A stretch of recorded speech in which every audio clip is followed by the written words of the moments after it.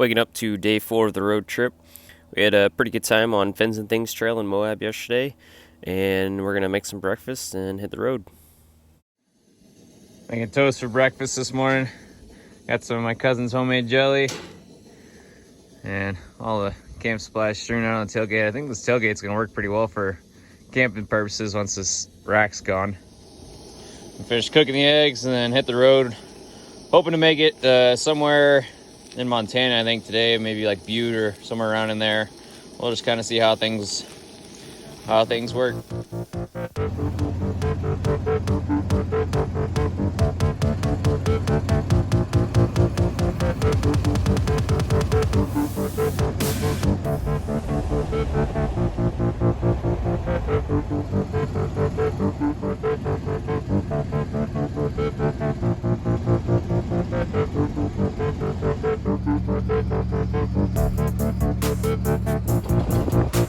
Long road into the mountains.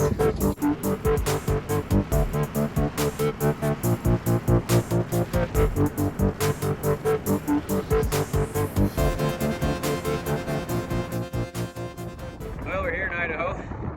Bronco seems to be doing good. We haven't had that kind of stumbling hiccup issue since Texas, really. So we're gonna be fighting a headwind again a little bit, but otherwise things are rolling pretty smoothly.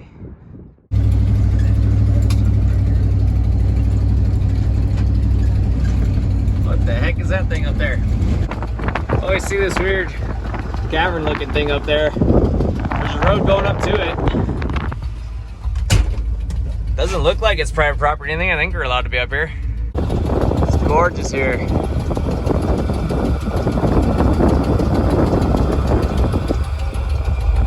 Heading up to that thing, we think.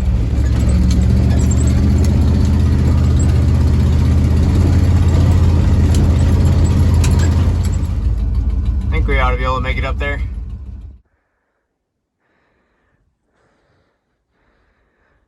Up inside this cool kind of cavern, the Bronco I left down there because it gets a little steep here. The front end was starting to click or pop, I guess is more accurate. I'm not sure what exactly was going on for that. It started happening towards the end of Moab, so I left it so I didn't break anything, but wanted to walk up and take a look inside this thing. It's pretty nuts. There's almost a flat enough area right there to camp, but I don't think it's quite big enough. I don't think it's quite worth camping here. I think we'll go down and find another spot, but look at those views.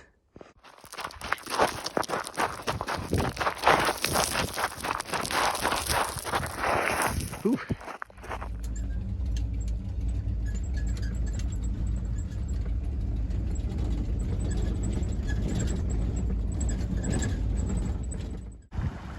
Got a spot right here by the creek.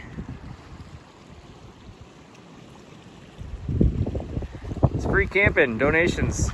It's pretty cool. As an Alaskan, I like that because I get tired of paying for crappy camping spots. This one's a nice one though.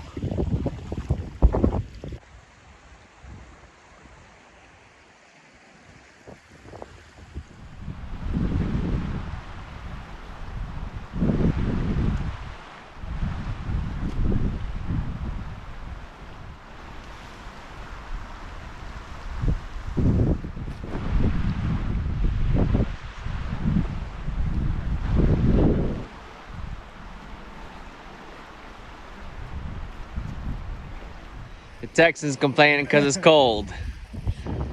It's in the 50s and a little windy. There we go, Dad.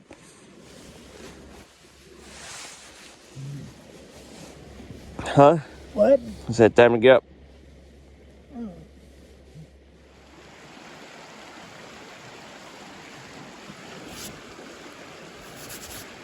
A little bit of frost though, that's it. I guess it did get below freezing last night. A little bit of ice in the bottom. We're letting the truck warm up because it's a little cold last night, and then hopefully heading to Spokane, Washington today. For some reason in the mornings, Speedo decides to go a little wonky, and then after that it corrects itself. Today we're headed to Fairchild Air Force Base outside Spokane, Washington. This is where my brother was stationed for about 3 years in between his deployments.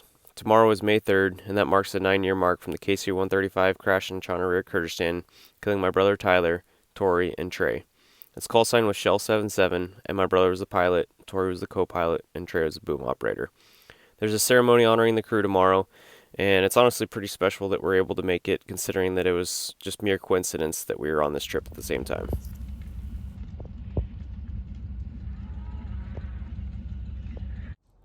The MC for the ceremony on Fairchild Air Force Base did a great job of kind of concisely explaining what happened that day, so I'm going to go ahead and play that for you. The crew flew under the call sign Shell 77. They were the last flight of the day and were directed to refuel a NATO AWACS command and control aircraft over Afghanistan as part of Operation Enduring Freedom. At 13:40, the crew completed their pre-flight of tail 8877. They taxied to the runway in the shadows of the Tian Shan Mountains. Immediately after takeoff, Shell 77 experienced a flight control malfunction, causing the jet to roll and yaw from side to side. The crew maintained control of the aircraft and continued on their steep climb to clear the 17,000-foot tall mountains flanking the valley floor. As the oscillations became more pronounced, the crew of Shell 77 fought to control the aircraft and diagnose the cause of their malfunction. They were unaware that the rudder of the aircraft was providing improper inputs and causing a dangerous instability known as Dutch roll. The jet continued to roll and yaw more violently as the crew battled to save tail 8877. Eventually, the severe Dutch roll overcame the aircraft. The tail section separated. The aircraft became uncontrollable, and the jet was lost over the mountains south of Manas Air Base. Our fallen comrades perished doing what they loved, flying and supporting the mission of the United States Air Force. We are here today to honor their memory and celebrate the contributions the crew of Shell 77 gave to the Air Force and to the Fairchild community.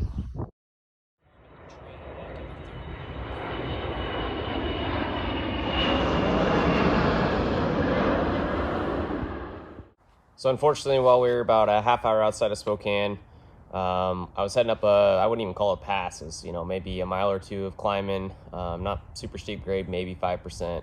Everything was chugging along smoothly, and suddenly about maybe 100 yards from the top of the hill, it just dropped neutral. I had to manually shift down to even get over to a little pull out. Prior to that, we'd been going up long passes. We had Raton Pass down in New Mexico and Colorado, a couple passes in Colorado that were higher elevation, steeper grade, longer climbs. That had no issues. Transmission temp was always staying in check, but for whatever reason, this time something let loose. So we pulled over off to the side, and as soon as I did, I Bluetooth to the transmission, checked the transmission temps, and they were like just shy of 260. So we let it cool down and limped to town and drained it. But unfortunately, at that point, I think the damage was done, and I think it's going to be a trip ender, at least for a while, until we can get the transmission replaced. Third works, but as soon as I try and shift it up, nothing. New third. As soon as I move it into drive. When you started out before you pushed it up. I know, I was in drive. Let me come back. Let me apart. I'm in drive right now. It says the requested gear was fourth, and it wasn't going into fourth.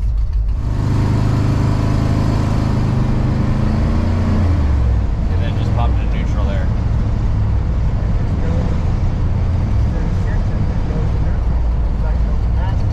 Yeah.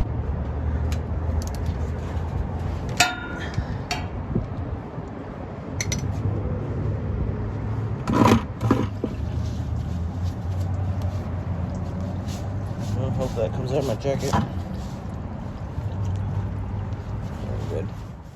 There's a decent amount of metal on the drain plug. See what happens. Oh, we drained the fluid, and we're gonna try and limp it in second gear. We got about 30 minutes or 30 miles to a friend's house where we can kind of reassess what's gonna happen from there. But change fluid, so at least we got the burnt stuff out of there. We're cruising at 40.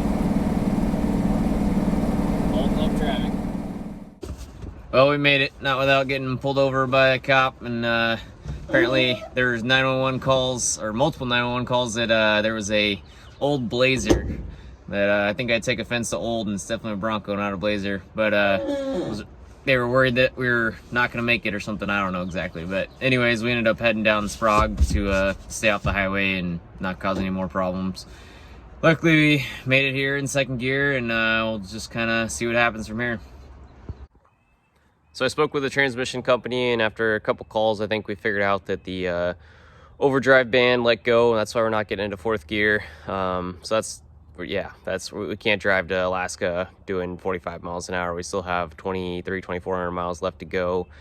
So we're gonna have to leave it here at a friend's house, and then wait till another transmission comes in, then I can swap it and hopefully make the trip from here. So we kind of expected something to go wrong on this trip. You know, I would be shocked if everything went smooth, like I think I said in the first video, but definitely wasn't expecting something this catastrophic. So a little bit of a bummer, but that's just the way things go.